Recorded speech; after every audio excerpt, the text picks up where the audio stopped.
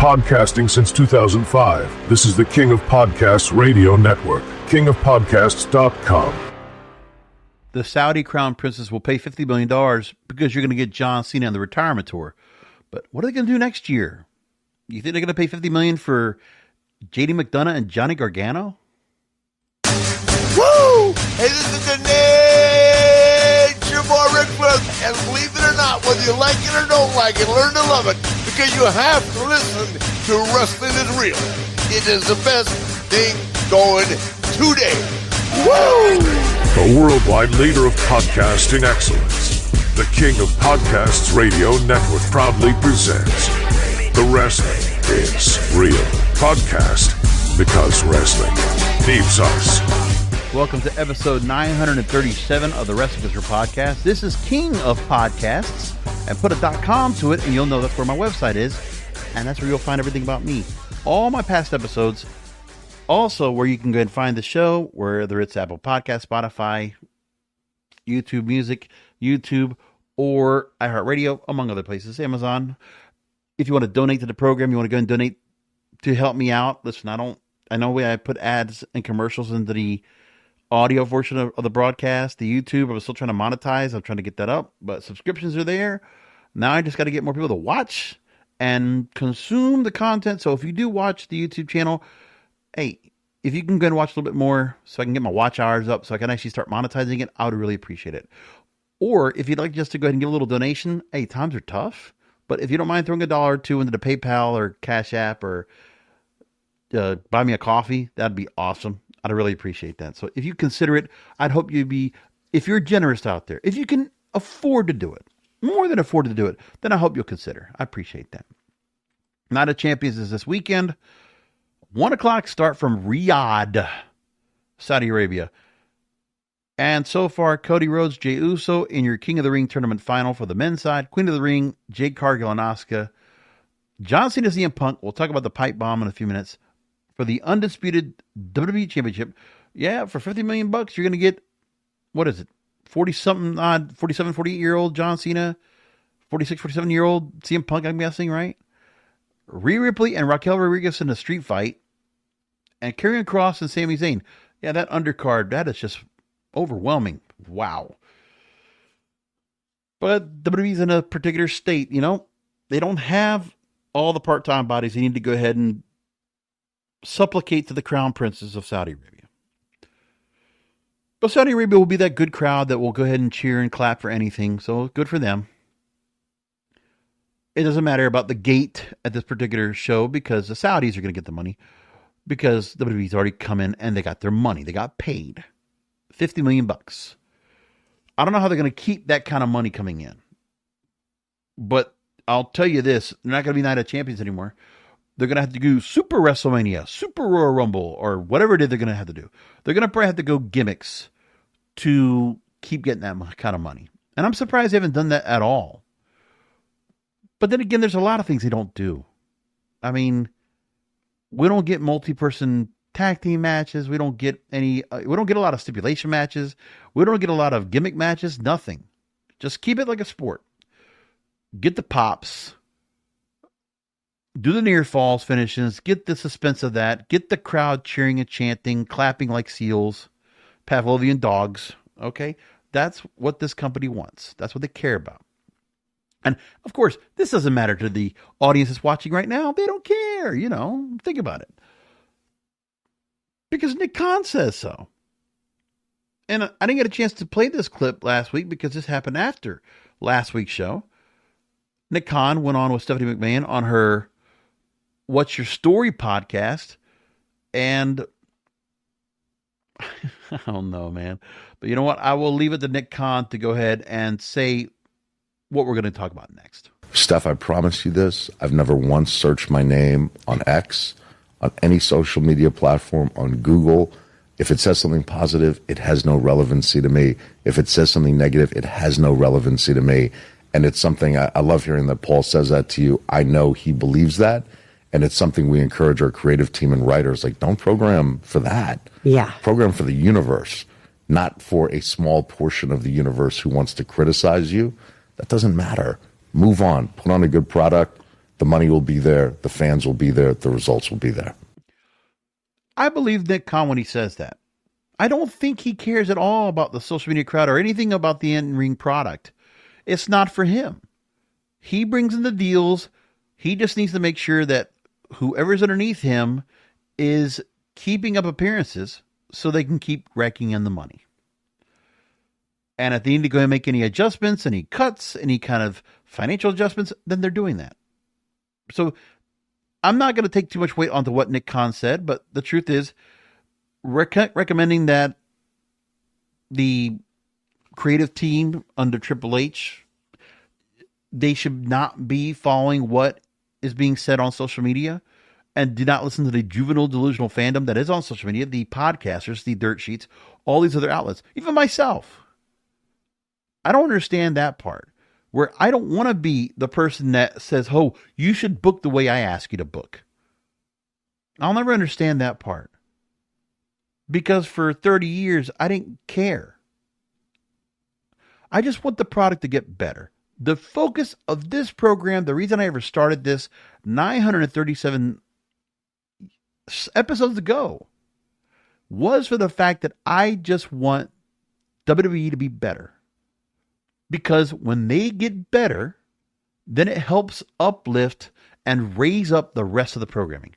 But there's too many things going on right now where WWE is at a point where they're at a creative blight. They're not even being creative at all. They are so corporate right now and generic and bland and lower than the lowest common denominator than they ever been before. AEW at a different level, they're being creative, but hey, just like every other wrestling promotion that's been out there since the end of the world, okay, you might not like what they're doing, and you have an opinion, and you're also skewed in the way you watch wrestling, because if your stars are not in WWE, it doesn't matter. They're irrelevant. They're always going to be inferior to what anything that WWE does, because we all grew up on it. And the legacy that begins is because the number one company is there. And if you're not part of number one, then you're number two, and you're going to be treated like number two. That's it. But people don't understand that part. So me as a fan watching wrestling, I wanted AEW to go and become competition, because it would, for the only sole purpose that it would make WWE be motivated to do better. They're not. I mean, yeah, AEW has done nothing to go ahead and build up, but I don't think even if AEW was more competitive right now and the ratings did better, listen, Dynamite did better last week. They got 700,000 viewers, 732. NXT got something like that same thing this week for their show Tuesday night. Okay, fine. So they're not really doing much of anything of moving forward. We don't know what the Netflix numbers are. They haven't told us anything. Maybe barely over a blip over a million viewers, I guess. We don't know. They're not going to tell us. We know for SmackDown it's not getting that much higher. Again, 1.3, 1.4 million viewers. And yeah, it might change a little bit because you're going to go from 3 hours to 2 hours on July 4th. That's good. 3 hours is way too much, especially for them. So now to have both shows at 2 hours. But what they're filling the 2 hours with is bland. You're not missing a thing by watching their show. I have never been so dismissive of watching Raw and SmackDown like I am now. At least I would pay attention even to the promos and just leave what was the wrestling in the back end. Now I don't even bother. I just watch the clips. And I do put it on. Like, I'll try to catch the start and end of the show, but really, what's in between? You're not missing a thing. And when I look at what's being commented on or being repurposed back on social media, I'm not missing much. And what's amazing is some of those YouTube clips or clips on X or whatever, if I want to go and watch the promos, I can cut through those things like nothing. Like, I can easily run through those promos because you got to cut out the crowd noise, cut out all the times we're waiting for a chance to get done, all this. When this company does not want to present the show with a TV format, it's being broadcast for television like a sporting event. They don't want to script it like a television show. And then even with what they're doing in the ring, to not give us storylines, to not give us gimmicks, to not give us anything, that's on them. And that is obviously their choice. It's not ignorance, it's not stubbornness. It's just that's the way they want it. It's the corporate structure. And some of the things that are being done corporately, people don't like. Oh, I mean, that's what you realize, okay? You want to have some quality in what you're getting here, but we're not. I mean, it's WWE, but it's like this McDonald's Walmart version of WWE that we don't even understand. It just doesn't feel anything. It feels like empty calories. It's like everything else in entertainment in some cases, where, growing up, there was a lot of quality in what we watched in our movies, in our TV, in our sports, in our music. I mean, how often do we have things now that if they're on digital, it's disposable? Like, you might watch something, but what's the lasting value of something that you watch of any entertainment right now? There isn't. Not much of any. Like, I don't know anybody that would go ahead and say, you know what, of the Netflix era, I want to binge watch every episode of Raw since it came on Netflix. And tell me they're going to enjoy that. Because I don't know anybody that's going to go back and binge watch all that. That's the other thing. So Netflix is getting the advantage of having the live Raw program, and your viewership is that. And then maybe those that are going to catch it after the fact. But who's binge watching after that? Who's really binge watching? Maybe a couple weeks back, but seriously, do you think anybody's really doing that at all? No, not to me. But Nick Khan is just saying, listen, just go stay the course, supply a show for these networks. They just need to have content so we can keep raking in money. The bare minimum. And you can tell me I'm wrong. You can dismiss me. You can make comments on YouTube, whatever you want to do. But yes, WWE right now is giving us the bare minimum of effort, because that's the corporate way to do things. It's a shitty way to do it too. Let's just make it like that. And if that's what you like, that's what you want, enjoy yourself. Wonderful. One of the comment I'm going to talk about as well that Nick Khan also said in that What's Your Story podcast was he said that, quote, Triple H and I, we make mistakes in business every day. The good thing is we have one another. We can say, hey, I think I did this. What do you think? I don't think that was the move. Maybe we could think of it the other way. Let's try that. But, I mean, Triple H is going to have his own direction, his own favoritism, player's coach mentality on how he wants to handle wrestling. He's not the kind of leader that will make the decisions. He'll make the decisions he has to make when it comes to hiring and firing. Fine. He's done that. But when it comes to wanting to play favorites and thinking he's going to work in his favor on what he wants to do with the direction of the program and of the on-air product, is not working.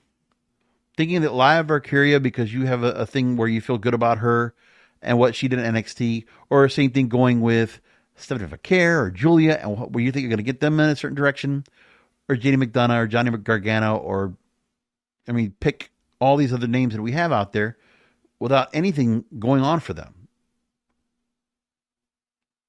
And then some of the stars that you lose that actually have characters at all, Liv Morgan, Chad Gable, both on the shelf now. And once somebody is hurt, they're not going to see them on TV because they want the pop.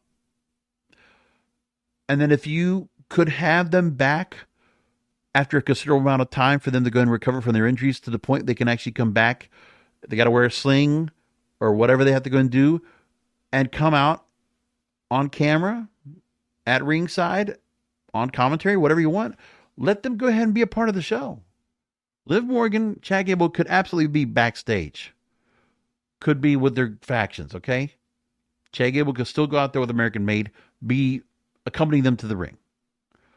Same thing with Liv Morgan, where she's being demanding and Dom is starting to get more feelings for Roxanne, because those two can go out and frolic whatever they want, and Liv is kind of like left out. But they're not going to do that. Most likely they're not going to do that. I will be surprised if they do. So this is the normal run of the business right now, and WWE, you know, it's not what AEW is doing. AEW is still kind of going to traditional, maybe kind of like what Vince McMahon would probably do if he was still running a wrestling company right now. They have gimmicks, they have storylines, they have certain directions they're doing with their stars. They're building up to a big pay-per-view. They got a whole lot of things in the fire. You might not like it, but they're doing it. I can't say much for TNA because now they're being infiltrated so much by what WWE is doing with the NXT product. The fact that Joe Henry now is starting to feel bland because he's just an entrance and it has nothing to do with his work in ring.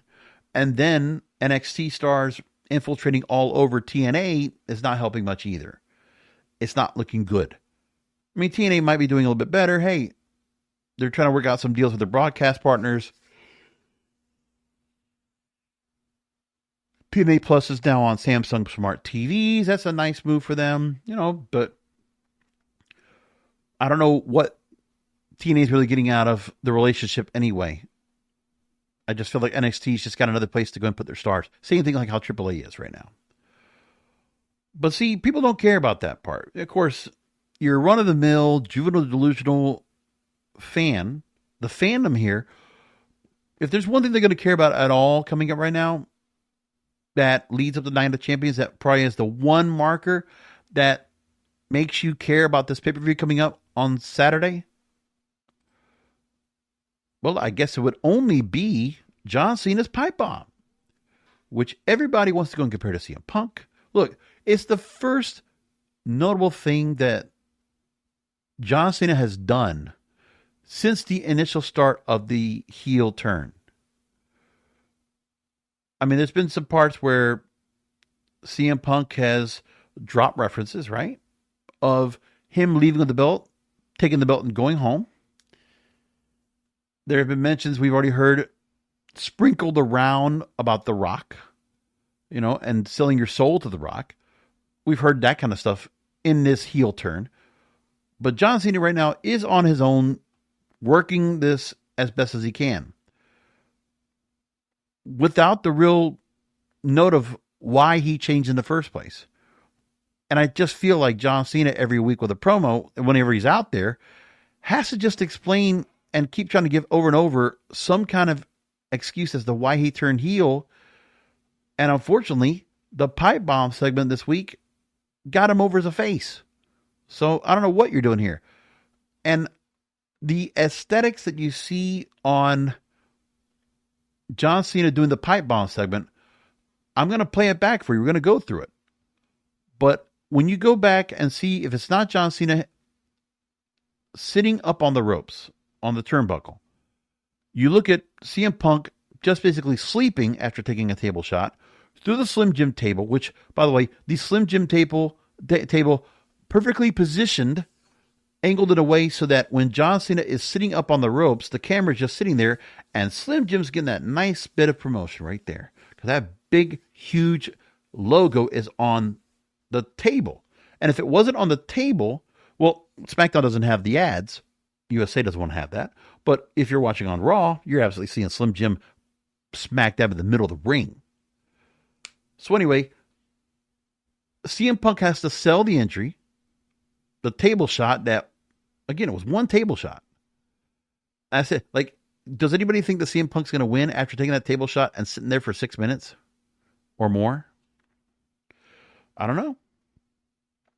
But let's go to the pipe bomb segment. We're going to go ahead and play it through. Let's see what we got out of this, right? And see what we really appreciate out of John Cena, what he did. Because again, just to go and play back the segment, all right, that's fine for nostalgic value. But what more did we get out of it? Like I said, you just have to look back and watch this and realize, this didn't hit as hard as you really thought. But the delivery from John Cena was good. But did it really mean anything towards not just the match coming up at Night of Champions? Because the underlying factor that could have been really said is that CM Punk has been very critical about having to go to Saudi Arabia because he was never going to do that. We played the clip last week. Buy one, get four pay-per-view, whatever in Saudi Arabia. Well, he's doing it. Main eventing WrestleMania, wanting to care about that, he got that too. But has CM Punk really gotten anything more than a paycheck? His performance, his promos are on his own. They lack substance. CM Punk doing house show promos and now being given promos that actually have some teeth to it, some actual talking points, hurts him. John Cena doing promos with, like, when it comes to a house show and be able to just kind of just work off what he's done for his career, that's easy for him. So he can find a way to go and figure out to make anything into what he needs to do to make it work as best as he can, because he's given very little to work with on this heel turn. And as I said, when you hear the crowd, the other part is the crowd, if they were paying attention to what they should be doing, then they should have been booing Cena all the way through because he's the heel. But the crowd's not going to do that because they're clapping seals. They're just going to pop and they're going to go ahead and be enthusiastic in whatever sense they want, regardless, because there's no storyline to care about. They see who they see in the ring. They know, they're familiar with the faces, and they got the match coming up. Does the match really matter? No. And you would wish it would just be more important, because CM Punk and John Cena getting back together face to face again, it should have been made more magnifying, but they didn't. They didn't amplify this at all. It's just kind of there. So let's go into the pipe bomb segment. The reverse pipe bomb of John Cena from Friday Night SmackDown.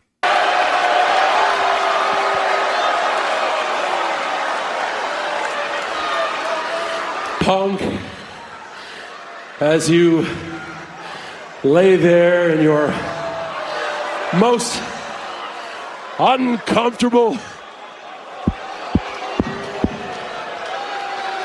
somebody's afraid of what I'm going to say. So he tips off the As crowd. you lay there in your most uncomfortable, I hope you can listen. I hope you can digest. Because before I leave here in 6 months with that WWE Championship, I got to get a whole lot of stuff off my chest. That was obviously the cue for everybody to know we're getting the pipe bomb again. I mean, it organically, yes, the first time we all loved it. But it's one of those things where I don't know if Vince McMahon would go back to the well with a pipe bomb again. I guess they do because they like it. But a shoot promo like this, once again, is fine. At least it was something. Like, the one thing I'll say that when I heard John Cena doing this, catching this at the end of SmackDown last week, I was going into the movie theater to go ahead and catch. By the way, I saw Bride Hard, the Bridesmaids Die Hard hybrid with Rebel Wilson, Anna Camp, and like the Pitch Perfect cast. What an abomination. I can't believe they actually made that movie. They put $20 million into that. Oof, they shouldn't have done it. That was a direct-to-Netflix movie. I'm just going to say that right off the bat. But like, the thing is, I was catching this in the concession stand, waiting to get in line to go ahead and get my stuff. And I'm hearing this pipe bomb segment. I was like, damn. You gave me something to actually listen to. Like, this was, finally, I was waiting for something to go and come off of this. Because I saw the match was done early. And then CM Punk gets thrown to the table. And like, oh, we got about 5-6 minutes left. So what's Cena going to say? We get the pipe bomb. All right, good. And I was like, no, I was impressed. First impression was impressed. Let's go more into it, what he says.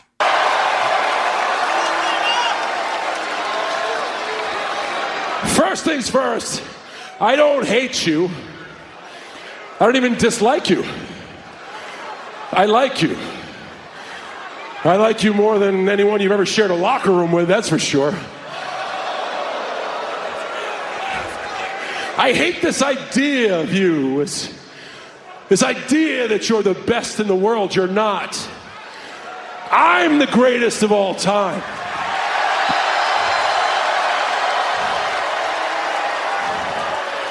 You're better than me at one thing. You're the best bullshitter in the world. And couldn't be more true. Oh no! And listen, it's not me kind of disrupting the fact that CM Punk and the career he had before 2011 wasn't great, and appreciating the nostalgia tour that he did through AEW and who he worked with. But I've always been indifferent about his run coming back to WWE. I didn't think he would ever do that. I don't know why he took the money for it. And then the biggest part was he was going to go back up to the main part of the card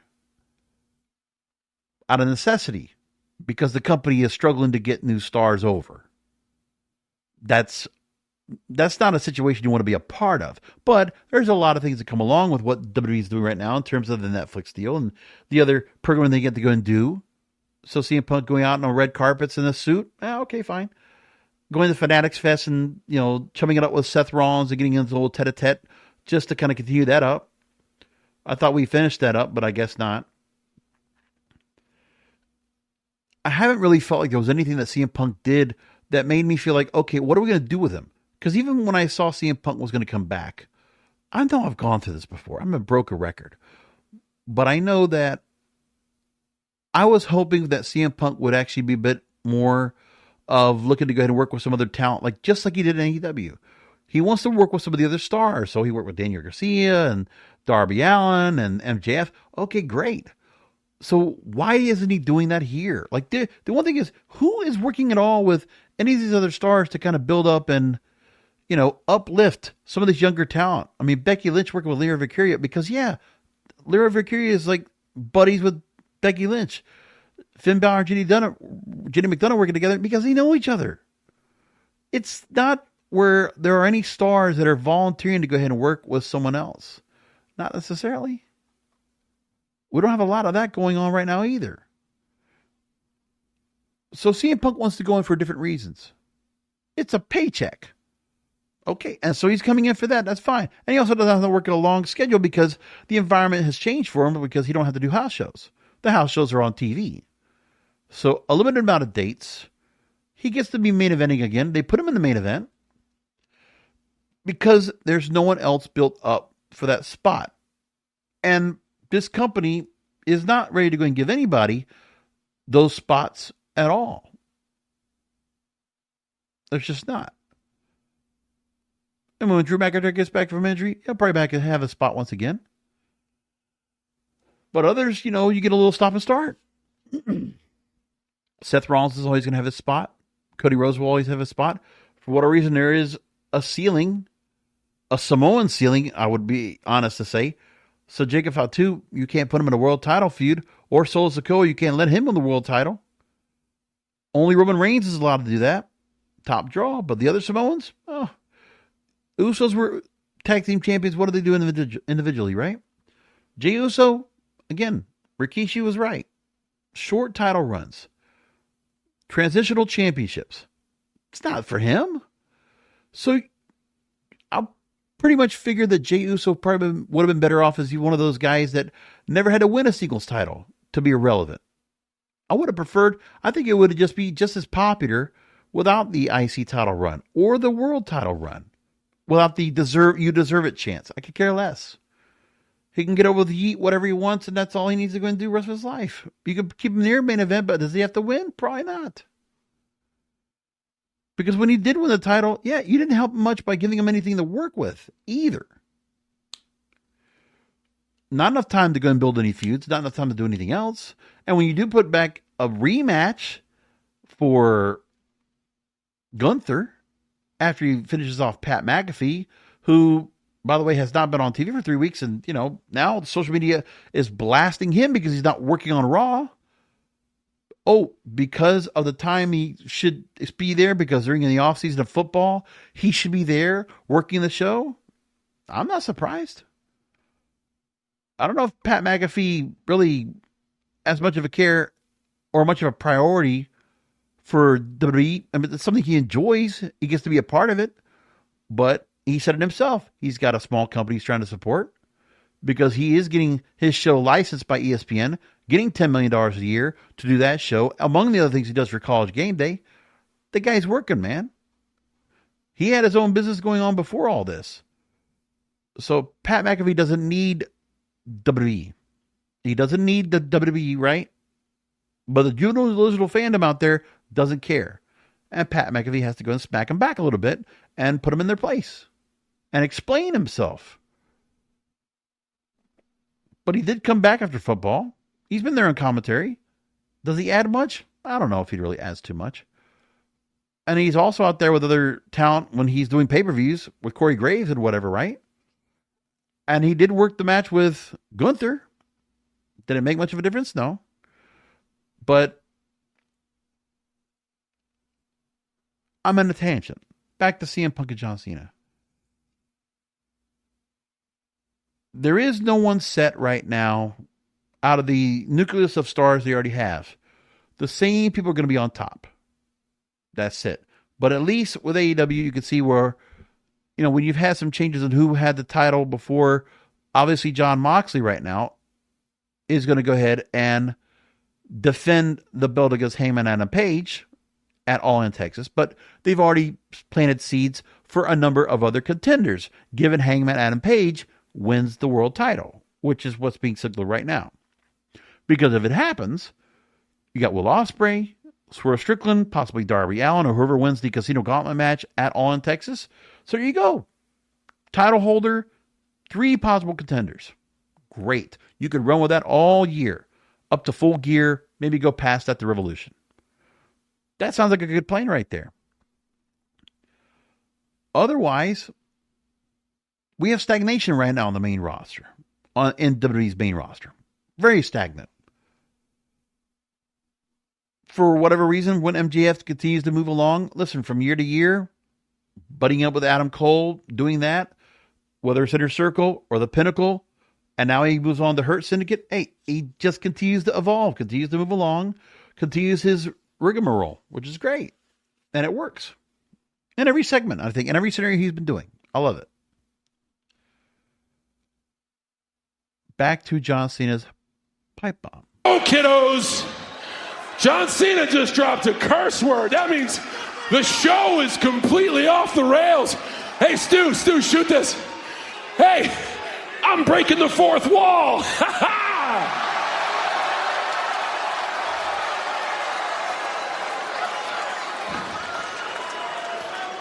The truth is, Punk, I'm jealous of you. I am jealous that you have conned these people into believing the myth that you're the best in the world. They chant for you.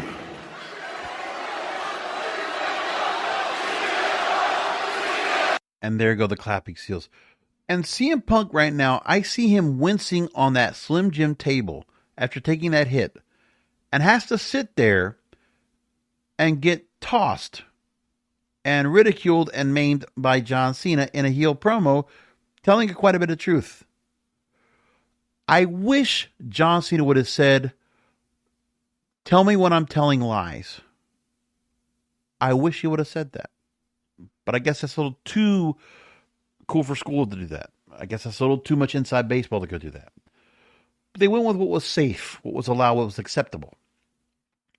And to tell me that CM Punk is not able to go and get up after 2 minutes, I mean, at the least, if John Cena is going to keep doing this promo, they're not worried about time. Why don't he take another shot at CM Punk to keep him down? Like, okay, CM Punk's starting to get back up, punch him a couple of times, give him an AA on the table again, so he stays down. You could have done that, so we'd have a reason for this promo to continue. Instead, no one's thinking about that. There's no continuity, whatever.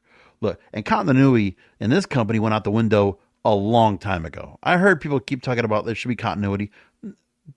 Give up on that pipe dream, right? Okay, thinking that this company is going to actually go ahead and follow along and realize in any story, you might have a beginning and an end, but you have to connect the dots. It's one of the few times this pipe bomb segment is a connecting of the dots, of which are not many. There's not. R-Truth was not a connecting to the dot. The fact that how they put that together, so roughshod. I mean, the significance of R-Truth and John Cena was only because when R-Truth got released and got re-signed. And the fact that it's not even about John Cena so much because R-Truth comes back a different character. But once again, there's nothing else that's connecting the dots at all. Gunther and Goldberg, you didn't connect the dots to that. When Gunther and Goldberg face each other at Saturday Night's main event, you put that match together. You did a piss poor job of trying to go ahead and set up the beginning of what was that storyline to refresh the memory as to how Gunther confronted Gage, his son, and Goldberg, and said some pretty derogatory things towards Goldberg, which is the reason they set up this match. But Goldberg comes out, somewhat explains it after huffing and puffing to get to the ring, and they set things up. And Gunther, hey, okay, pretty good job getting out there and doing a promo without Goldberg out there to try to set up for the match and saying that, he's going to face a 60-year-old guy that his prime was 1999, but this is 2025, So you got some kind of storyline. But I'm telling you, this feels like Nitro 2001.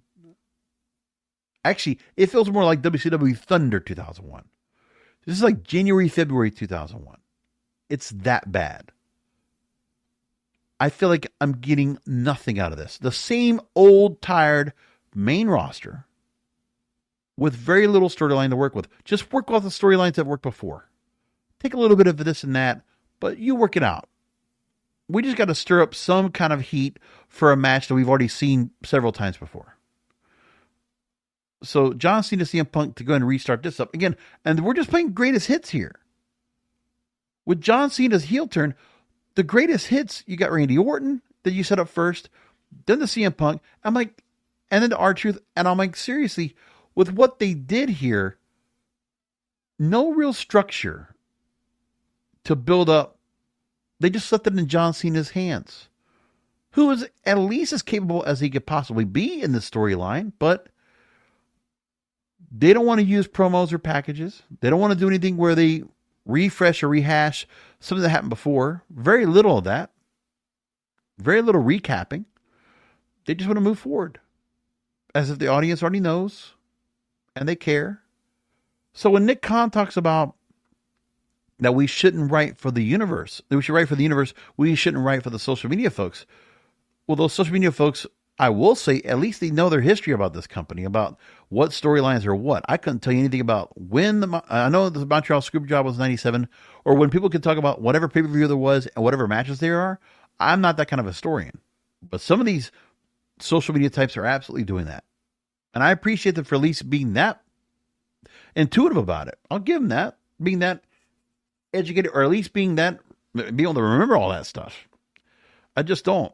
I can go back and look for it and go ask Gemini or ChatGPT to go and find out what it was again if I need to find out. More or less, there's certain things I do remember, especially when I've talked about on the show. But take me farther back, it gets a little bit more difficult. And I also don't like to go ahead and start trying to remember something and I say something incorrect. I try to avoid that. Back to John Cena. Hell, when you come out, they sing to you. But they don't believe a goddamn word you say. Because you change your values as much as I change my t-shirts.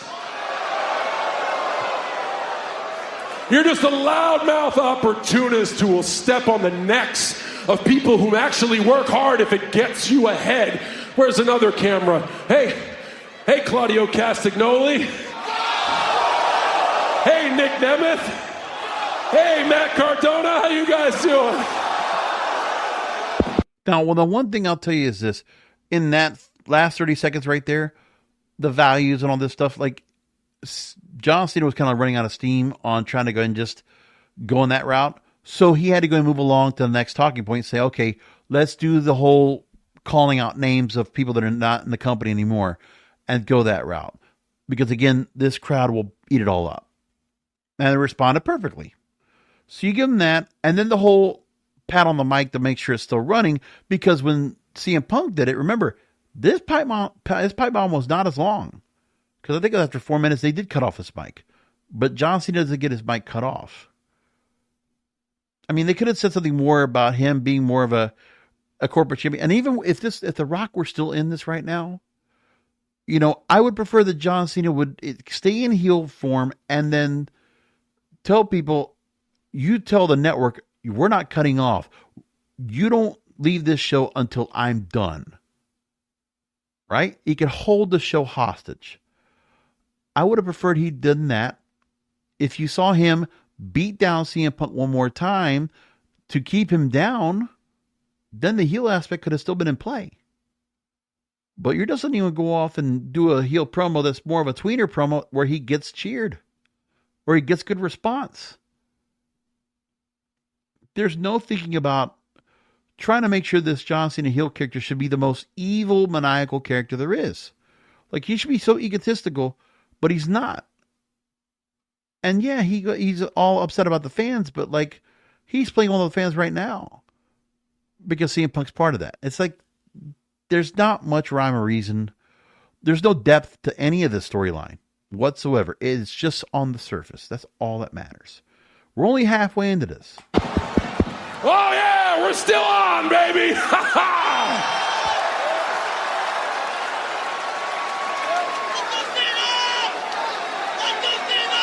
They're cheering.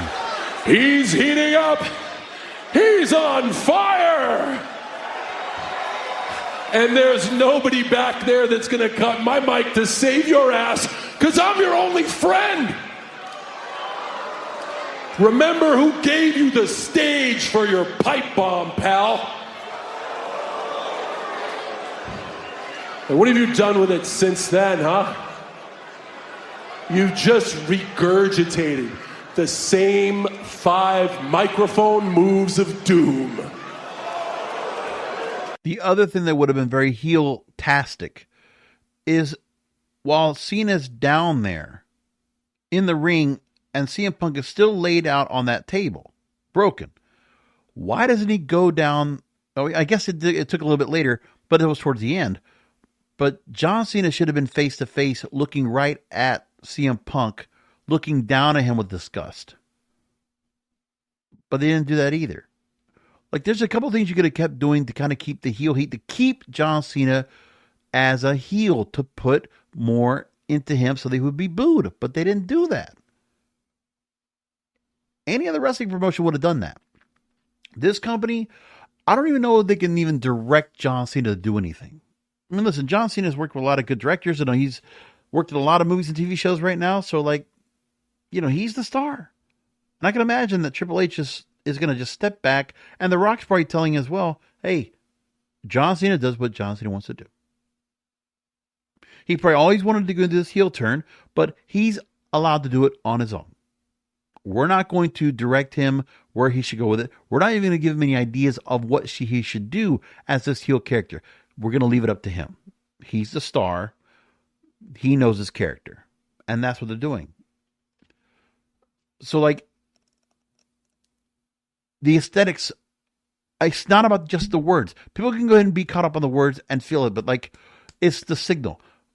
I want to see CM Punk continue to be berated here, but do some more here where he continues to be put in his place. Like, CM Punk sitting here 4 minutes later, any other wrestler, you could have had some jobber wrestler that gets hit after a table. Guess what? They pop back up after a little while, because then you come back from the being hurt and you get yourself recovered a bit and you find your way back. Or you don't just leave the person out there, you get them stretchered out, whatever it is. Something. We didn't do that here. Okay, back to John Cena. Your promo potato salad, pal. Hey, you're no longer the voice of the voiceless. You're a friggin' millionaire. Despite yourself. You're not Punk, you're a capitalist. And you're not against TKO, dude. You are Mr. TKO. See, I like that part of the promo. When he actually says that, we should have gone into the fact that CM Punk is here for the paycheck. He's cashing in on his legacy. Because after you left being best in the world, what did you do with yourself? You failed. Listen, you know, maybe CM Punk wouldn't allow that kind of treatment, but you went to MMA and you failed. You went to go do something else and you failed. You went to another company and you failed. And you came crawling back on your knees, begging this company to take you back. And you accepted whatever they were going to give you, and you came back to this company when you said you never would. And then you say, Mr. TKO, man, the heel heat again would be mesmerizing. There'd be 4 times in 4.5 minutes of this promo that you would have absolutely blasted CM Punk and made it so motivating. Like the heat for this match, if I would have seen all those 4 things happen in this promo, damn, you would have given me such a feeling of like, I really enjoyed their world title match in 2011, but man, shit, this right here, wow. I didn't know I would be so excited to get back to John Cena and CM Punk, but man, when John Cena has just laying it out there so thick and just railing at CM Punk, and then you can just let CM Punk go ahead and win the title. Fuck. Let him win then. He gets his win after all that punishment, gets the belt, and then John Cena moves on to whatever else. Man, that would be something else. But they don't want to do that either. So they left it here, and there's 90 more seconds of John Cena's pipe bomb. Because they knocked your balls technically off your body. Your tweets are strong. Your actions are weak. And in Saudi Arabia, you're going to face some loud music when I finally prove to the world that each and every day in, day out, no days off for 25 years, I have been the greatest of all time.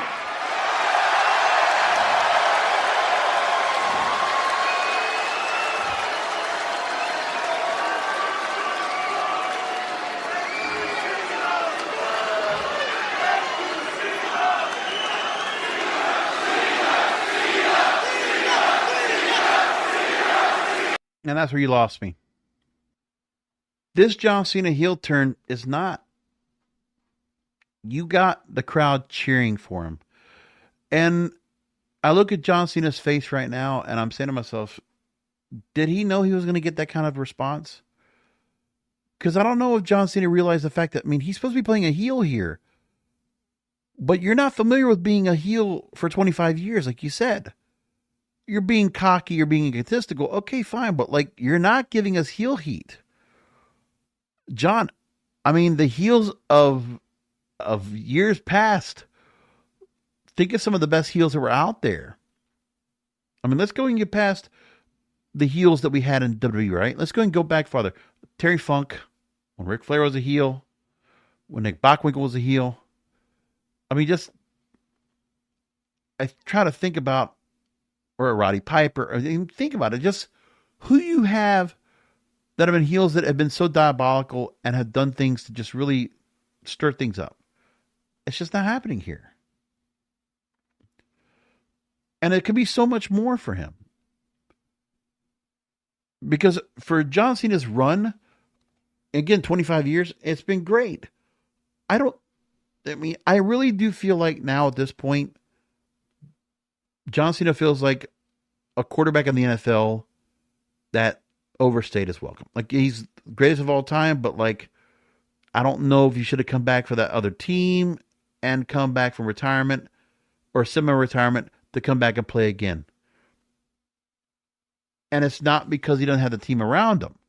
It's just that, you got to have something more to it. If you're going to make a complete change like this, I would have preferred he stayed face all the way through.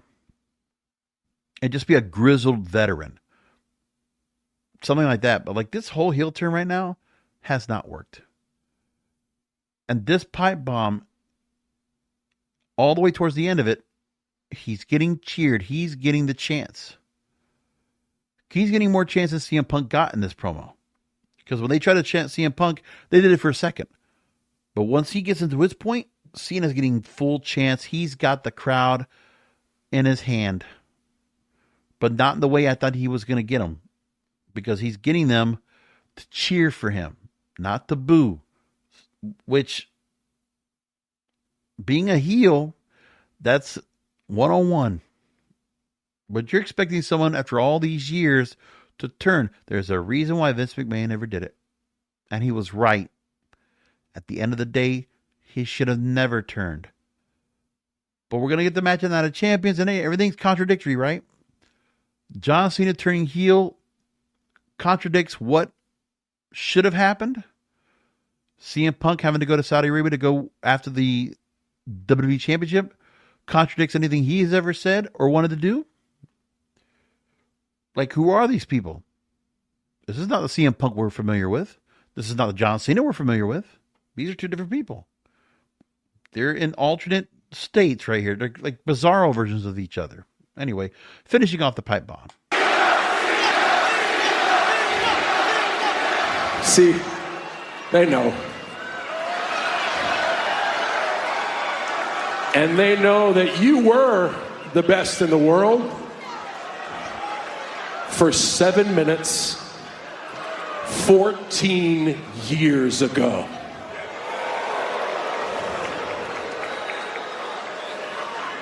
And if after Night of Champions, you're still delusional enough to believe that you're the best in the world, well, I guess it's a small world after all. You're welcome, Grand Rapids. Now,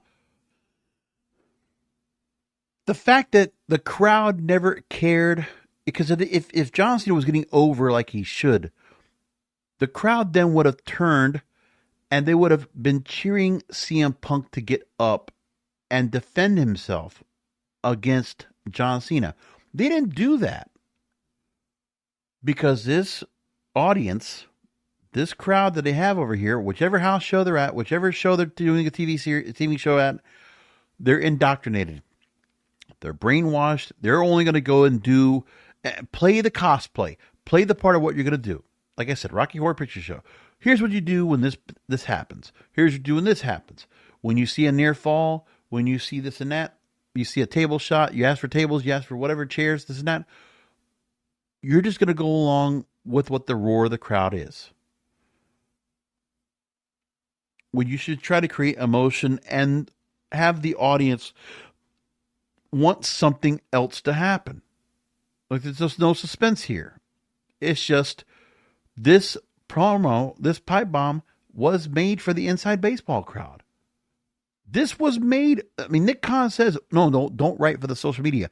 This is exactly made for the social media crowd. This was part and parcel, made for the juvenile delusional fandom. And it was. And I will not hear otherwise. So setting things up right now, Riyadh, Saudi Arabia, we will do a post show.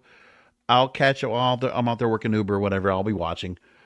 So Cody Rhodes, Jey Uso, and the King of the Ring tournament final. Another story where, like, when they go the respect handle with Cody and Jey Uso and trying to go ahead and feel any kind of emotion for this, another thing they just dropped the ball on, and, whatever. I don't feel anything at all for this match either. So they're facing each other fine, but the semifinal on YouTube did get 1 million views. So they had that set up. Actually, it should be Randy Orton. I don't know why. I'm looking on Fightful right now, and they actually have Jey Uso on here. But it's Cody Rhodes and Randy Orton. But Cody Rhodes and Jey Uso face each other in a semifinal, and, Jey Uso once again gets dropped again. Like, okay. But they're continuing to move along with what they have here and just say, okay, we see Jey Uso having to go and hold up Cody's hand as he moves on to face Randy Orton at Night of Champions.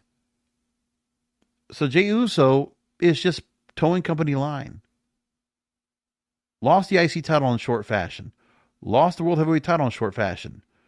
Gets put into the King of the Ring tournament. Loses to Cody Rhodes. I'm waiting for Cody, and they say Cody Rhodes is going to turn heel. When's Jey Uso going to turn heel? Like, they might as well turn him heel now. But they can't because the Yeet shit's too important. And Cody actually signaling at Fanatics Fest saying, oh, it's going to be down the line, he's going to turn heel. Okay, I never thought we would get that kind of thing before, but okay. Interesting thing that was put up by Grok. Somebody was asking about this. About the main pillars of WWE in 2025, based on the roles of major events and TV appearances that are likely. And when they look at the names they have right now, currently, it shows that Cody Rhodes, who's been undisputed WWE Champion with 26 TV appearances, essential to major feuds. Seth Rollins on television and on doing these shows, 24 appearances, key in main events like WrestleMania 41. Jey Uso, 23 appearances. CM Punk, 21 appearances. And John Cena. So that's who is front and center, especially now after WrestleMania, and what was before WrestleMania. You have stars like Braun Breaker with Bronson Reed and that whole faction there. Or you got Solo Sikoa and Jacob Fatu. And you got, some other stars that they have built up to a certain level. The fact that people thought LA Knight was going to have a chance to win Money in the Bank, that didn't happen. Seth Rollins, once again, Money in the Bank holder. And he's not even a part of anything right now. I mean, yeah, he was out there, cutting promos, which mean nothing right now. But it's like the Paul Heyman faction has not meant anything at all either, with no explanation as to why this faction was really founded for. We really didn't get much of that.